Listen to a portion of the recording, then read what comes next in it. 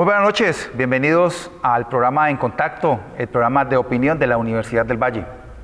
Para esta noche queremos avanzar en un análisis sobre la situación del Hospital Universitario del Valle, una de las entidades de salud más importantes del suroccidente colombiano y del país. Como es conocido por la opinión pública hace un tiempo ya largo, pues se viene una serie de tensiones y dificultades para el buen funcionamiento de este importante centro de servicios de salud pública. Por lo tanto, pues hemos invitado a la persona que está hoy dirigiendo y que está gerenciando los servicios del hospital para que nos explique un poco cuáles son como los temas de fondo que tiene esta crisis que está viviendo el hospital y nos pueda ampliar un poco la mirada que pueda haber, no solamente en relación a lo que pasa con el hospital universitario, sino también a lo que está pasando en Colombia con el tema de los servicios que prestan esta clase de instituciones en varias ciudades importantes de Colombia. Le quiero dar la bienvenida entonces al doctor Jairo Corchuelo.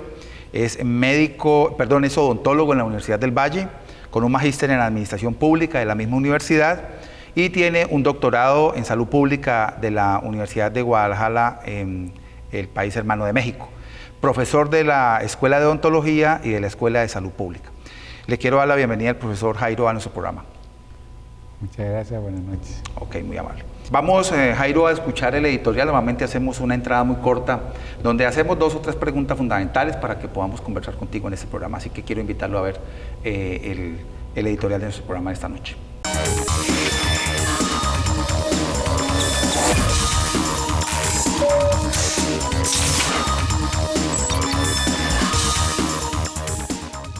El tema de la denominada crisis del Hospital Universitario del Valle ha movilizado a importantes sectores académicos, sociales, económicos y políticos de la región en busca de una salida o alternativa digna a las problemáticas del centro de servicios públicos de salud más importante del suroccidente colombiano.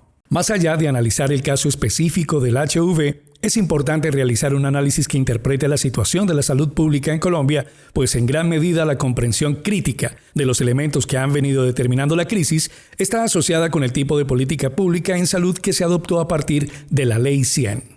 Sectores académicos, políticos y sociales tienen diversas posturas en torno a los factores que explican las causas de la crisis y las alternativas de respuesta. Para avanzar en su análisis, cabe hacerse una serie de preguntas importantes para alimentar la reflexión. ¿Cuáles son las lecturas de los diferentes sectores con respecto a la crisis del HIV? ¿La crisis del HIV está asociada a la crisis del modelo de política pública en salud que tiene Colombia o es un hecho aislado? ¿Cuáles son las alternativas que se tejen para salvarlo y hacer que recupere su capacidad pública y de respuesta a las demandas y requerimientos de la ciudadanía? Se evidencia claramente en la crisis del HIV una tensión de alto nivel entre lo público y lo privado en el manejo de los derechos sociales y específicamente del derecho a la salud. Bienvenidos a nuestro programa En Contacto, el programa de opinión de la Universidad del Valle.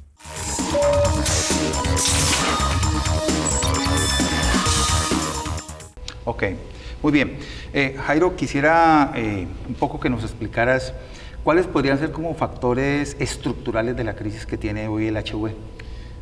El Hospital Universitario del Valle, es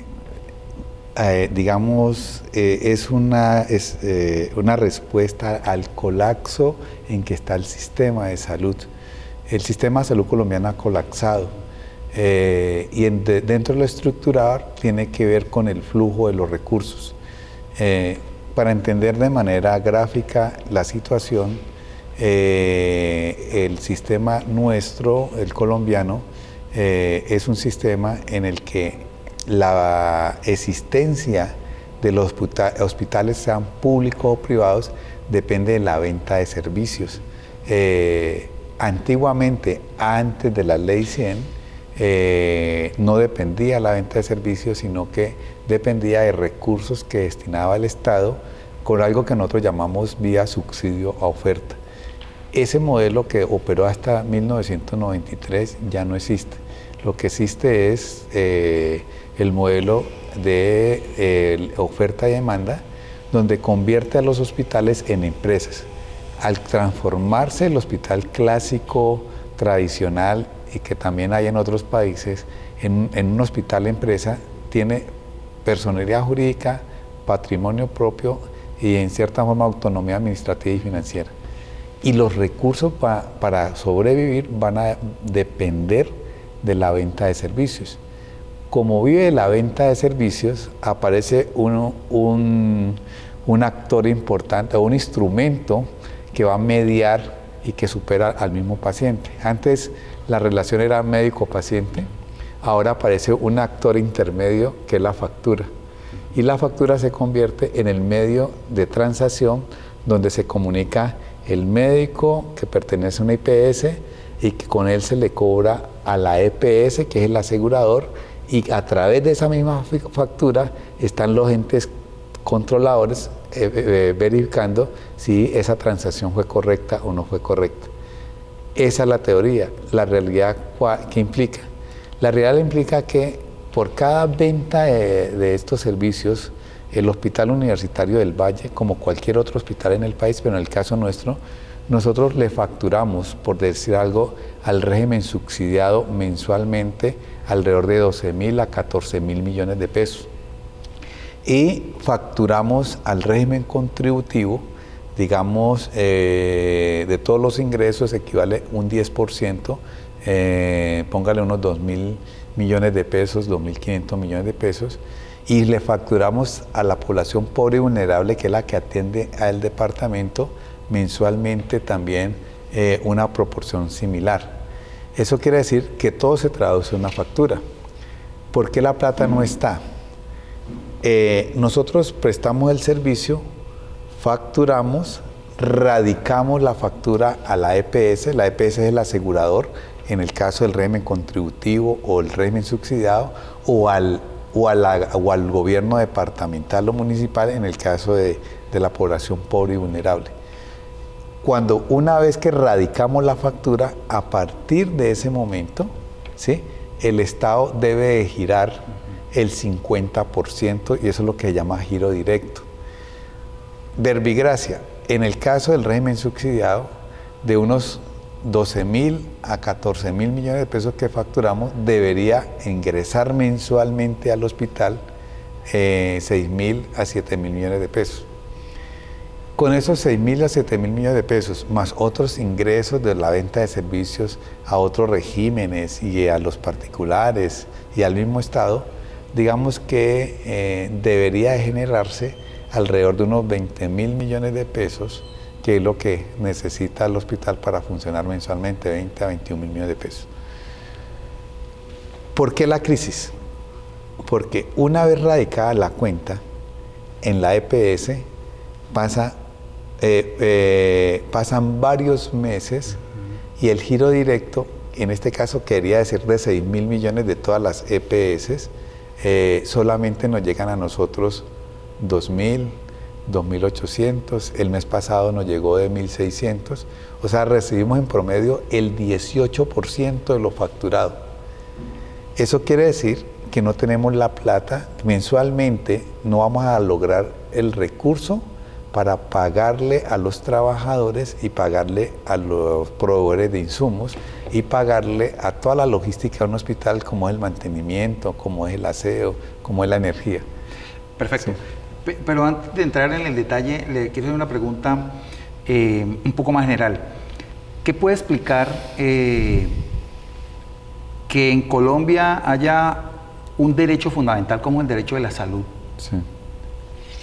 Y que, digamos, el modelo que se ha adoptado para operar los servicios terminen en un escenario de mercado? Es decir, al final y al cabo, si es un derecho fundamental, debería garantizarse por encima de cualquier condición, digamos, diferente, digamos, un servicio que en calidad le resuelva las necesidades a los usuarios. Entonces, ¿dónde puede estar ahí el choque?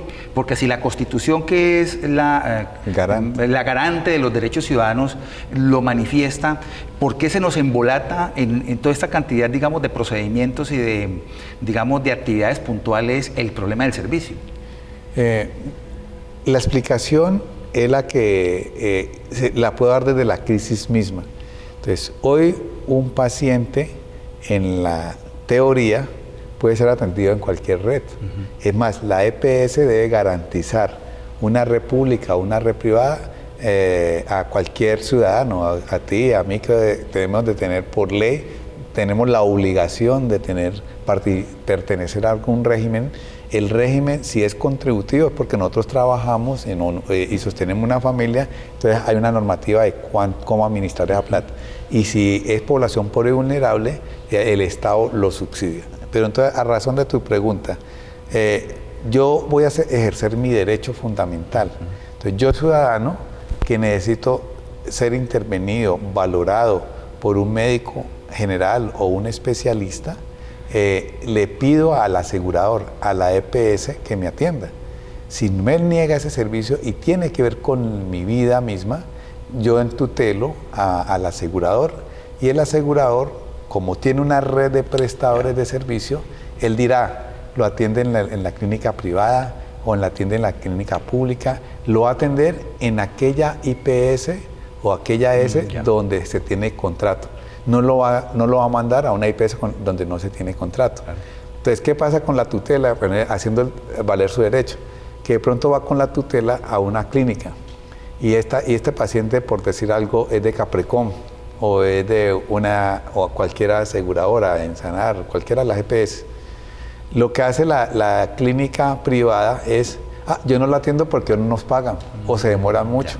Entonces, pasó de la clínica A, no lo atendieron, y entonces pasó a la clínica B, supongamos que sea otra clínica famosa. Le van a decir, no, este paciente es pobre, es de Caprecón o es de Ensanar, todos los de régimen sancionados son pobres, entonces nosotros, esto no pagan a tiempo. Entonces el paciente comienza una ruta de la muerte y termina en el único hospital público del nivel 3 y 4, que es el hospital universitario. Entonces, como termina allá, nosotros tenemos que atenderlo, ¿sí?, por ser población pobre y vulnerable.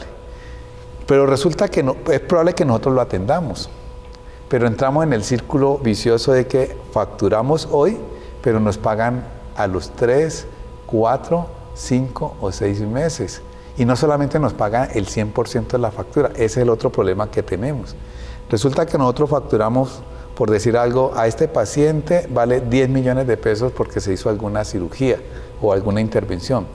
De esos 10 millones de pesos, en teoría, deberían de pagarme 5 millones y el otro 5, la ley plantea entre 45 a 60 días para revisar si la factura está bien hecha, si el procedimiento es con base al protocolo, que lo que se hizo era acorde a lo contratado, y dependiendo de eso, el asegurador dice, le quito, no le va a reconocer este medicamento porque no estaba en el protocolo, no le va a reconocer este material porque este material tampoco, esto es muy caro y en el protocolo dice que yo le contraté fue a otro material. Entonces esa factura que era de 10 millones de pesos termina siendo de 8 millones de pesos o de 7 millones de pesos o en el peor de los casos hasta en la mitad. Entonces, ¿qué pasa con eso? Que primero no me entregan el 50% oportunamente y fuera de eso me glosan y esa glosa me lo pagan en 2 meses después, digamos, de que me paguen lo del giro directo. Entonces eso hace porque tenemos carteras mayores de 180 días, mayores de 360 días y con ese recurso con el que yo voy a pagar, el trabajador sí le tengo que pagar mensualmente. Claro. Al proveedor le tengo que pagar máximo con carteras a 30 o 60 días. Entonces, hace que el hospital, como la república en el país, entre en situación de liquidez y esté alcanzado en el pago de salarios y esté alcanzado en el pago de proveedores. ¿Qué hace el proveedor? Deme un segundo. Sí.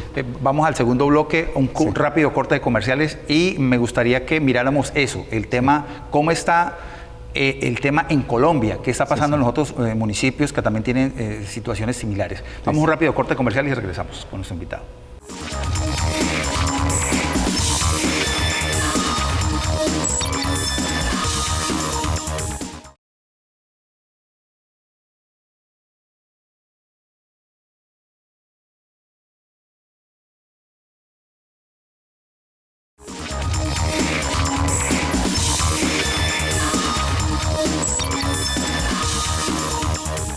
Bueno, en esto, doctor Jairo, es muy importante la opinión ciudadana. Sin lugar a dudas, quizás parte de la solución estratégica que pueda tener el manejo de un tema tan delicado como la salud en Colombia y una institución tan sensible como lo es el HIV, depende en gran medida quizás de lo que plantee la ciudadanía, de la forma en que la ciudadanía se relacione con el problema y también se convierta en un factor que contribuye en soluciones y nos sume a las problemáticas que ya tenemos. Rápidamente veremos un Voz Pop y regresamos con su opinión sobre qué papel tiene la ciudadanía, pero también qué está pasando un poco con esta crisis en el conjunto del país.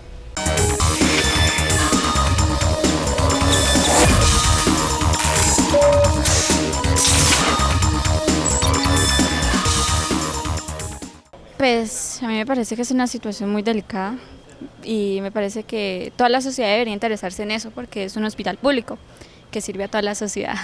Pues me parece que el problema fue muy grave, pero poco a poco se va solucionando el problema. Esperemos que la nueva gobernación trabaje al respecto y se solucione el problema rápidamente, que también es en gran parte sobre el sistema de salud del país, la ley 100. Entonces es algo mucho más profundo que solamente el tema de presupuesto del hospital. El gobierno y los dirigentes de control están tratando y están haciendo, dándole insumos prácticamente para que sobreviva solo la festividad de Cimbrina. De resto, o sea, los fondos de desahorro, lo de las pensiones, lo de las estampillas, valen para solo diciembre. ¿Por qué? Porque el hospital se mantiene con 21.000 millones de pesos mensuales y están llegando 1.000 millones, están llegando 8.000 millones, cuando el hospital por mes se adecua a 21.000 millones de pesos. Pues yo considero que la situación actual del hospital todavía sigue en estado crítico, por más de que digan los directivos que hay un plan de contingencia para diciembre, pues considero yo que no es como lo más óptimo vivir de plan de contingencia, porque pues ya se sabe que el próximo mes que ya entra Dylan, la situación va a cambiar porque lo más probable es que le echen mano a todas las instituciones pues, públicas. Entonces pues la situación yo la veo que es una lucha como bastante larga y pues lo veo todavía crítico. Entonces yo pienso que está muy mal porque todavía le falta mucho dinero que le ingrese y además por parte de las EPS que se dice que el gobierno le iba a presionar para darle la plata, pero no han llegado estos dineros.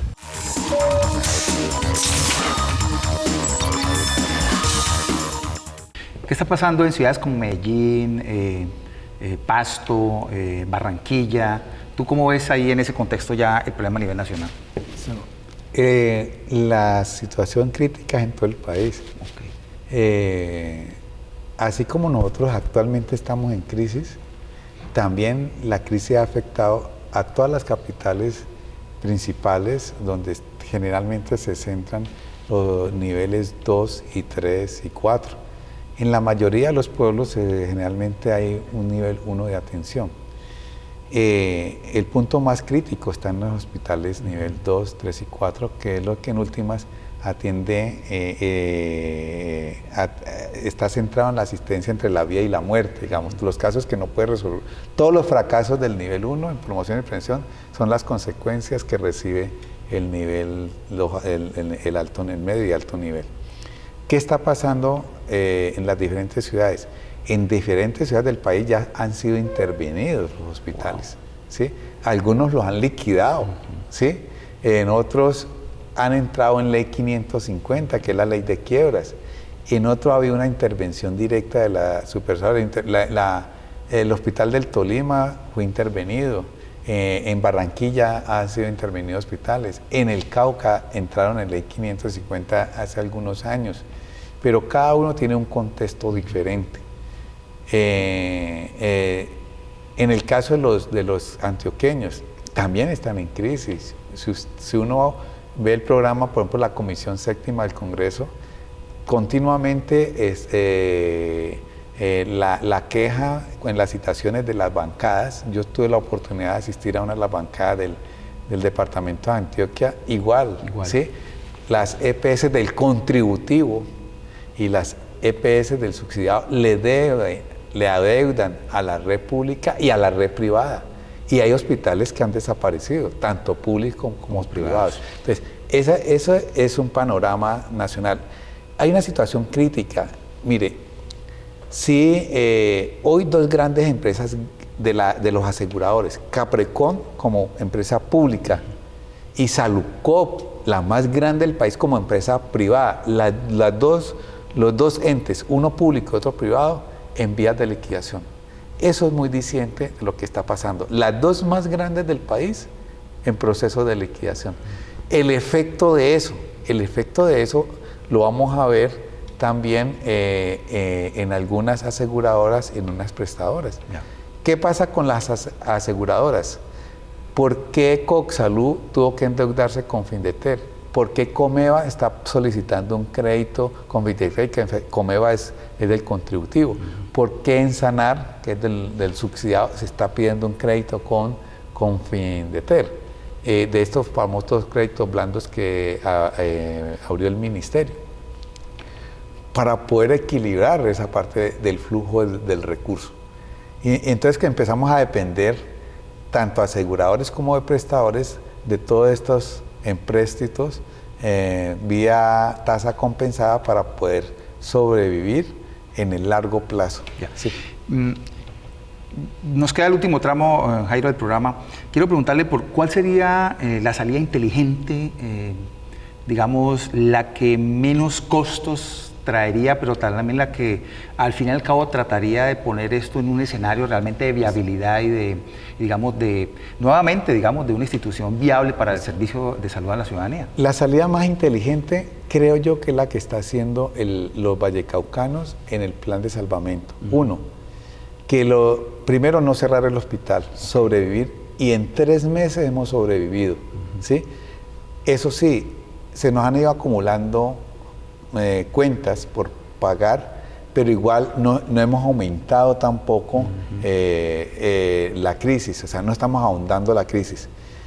Prueba de ello es que aún en la crisis, yo le hago un comparativo hoy, en noviembre del 2014, que es una situación muy mejorada con relación a la de hoy, que el 2015 es el año más crítico del hospital universitario en toda su historia, ¿sí? En noviembre del 2014 atendimos 2020 cirugías en ese mes de urgencias y programadas. En noviembre del 2015, año más crítico del hospital, hicimos 2085. O sea que en medio de la crisis hemos venido surgiendo, ¿sí? Pero no hemos salido de la crisis, porque todavía las deudas nuestras son del orden de los 280.000 millones y nuestros recursos por cobrar son del orden casi 100.000 millones de pesos. O sea, hay una franja de deficitaria que hay que ir cerrando con la brecha. O sea, ¿qué hacer de ahora en adelante? Esto es un hospital universitario y donde hay 2 entidades públicas, el hospital público y la universidad pública. Si este hospital se cierra, automáticamente la Escuela de Salud, de Medicina, por ejemplo, la Facultad de Salud, se queda condenada a muerte, digamos, en ese sentido. Entonces, ¿qué hacer frente a ese panorama para que 2 entidades públicas, una de prestación de servicios y otra de formación de talento humano, sobrevivan? Entonces, es lo que se está tramitando actualmente y es la ley para hospitales universitarios. No todos los hospitales, hay más de 2.000 instituciones en el país, pero no todas son universitarias, solamente correcto, son 9, 10 entidades universitarias, son muy poquitas. O sea, es más fácil para el Estado generar una ley, una normativa paralela a la ley de salud, ¿sí?, que garantice el subsidio a oferta. ¿A qué? Para garantizar la prestación de servicios a esa población pobre y vulnerable, pero para garantizar la formación de estos médicos y futuros especialistas. Si tenemos ese subsidio oferta, digamos, podemos, digamos, garantizar la tecnología para poder avanzar en estos niveles 3 y 4 que son muy costosos. Por otro lado, tenemos la estampilla que es solamente exclusiva para la parte de los hospitales universitarios y que no nos pongan a depender del mercado. Si no existe, si la ley no cambia, si los hospitales universitarios dependen del mercado, están condenados todos a fracasar, porque es insostenible por la inversión que tienen que hacer los hospitales universitarios en términos de tecnología, en términos de investigación, en términos de formación del talento humano y en términos de atender a la población más pobre y vulnerable. Entonces, y de eso ya se está trabajando, ¿sí? Entonces, en ese sentido, digamos que es necesario una normativa en ese orden. ¿Qué cosas hay por hacer? Creo que ya se ha venido haciendo frente al nuevo gobierno que se posesiona en enero, y es llegar a acuerdos entre aseguradores, EPS, y los prestadores, las S. De hecho, ya tuvimos una reunión entre los gerentes de las EPS, los gerentes de las S del nivel 2 y del nivel 3, para que a partir de enero ese 50% del giro directo se respete. Yeah. Si se llegara a respetar ese 50%, nosotros tendríamos al menos flujo de caja para garantizar buena parte de la operación. Entonces, esas son medidas de corto plazo. Lo otro, centrarnos en las actividades que nos competen. Este es un nivel 3 y 4. Si usted ve hoy el hospital, por ejemplo, van a haber unas zonas vacías. Sí. Y la gente se preocupa, uy, sí que estamos mal. No, buena parte de la población que no estamos atendiendo, la está atendiendo el nivel 1 y la del nivel 2, que es lo que tiene que hacer la red. Eso funciona. Entonces, mire, en este pico hemos dejado de atender un 30 o un 40% de pacientes que no eran de competencia al hospital. Sí. Entonces, y nos estamos centrando en el nivel 3 y 4.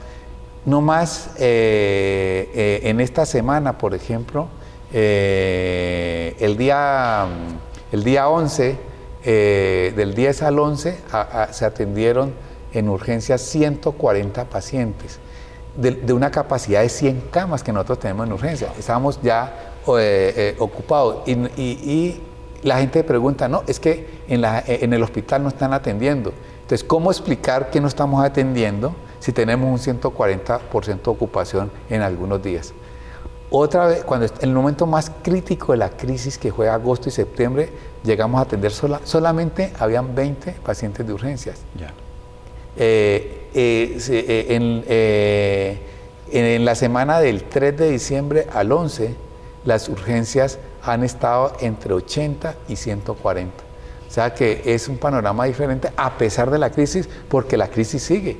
Nosotros seguimos debiendo a los trabajadores, ya no le debemos 6 meses ni 11 meses, sino de 3 a 4 meses. Al personal de planta le debemos la prima de diciembre y la de mitad de año, pero a pesar de todo, hay por parte del personal de planta, por ejemplo, y de la universidad, hay la conciencia de que si nosotros dejamos de operar, el hospital simplemente se cierra. Perfecto. Bueno, de todas maneras, doctor Jairo, es nuestro deseo que esta crisis pueda ser asumida de manera inteligente y enfrentada como quizás se está haciendo por parte suya y de parte de la universidad, y que logremos la conjunción de actores que en eso tienen que cada uno sumar y hacer su contribución para buscarle una salida de largo aliento al Hospital Universitario del Valle, y que de verdad, digamos, el conjunto de la ciudadanía podamos percibir en confianza que tenemos una institución pública que responde a las necesidades de los caleños. Quiero agradecerle a nuestra audiencia el acompañamiento en este programa y agradecer la presencia del doctor Jairo en este programa. Muy amables.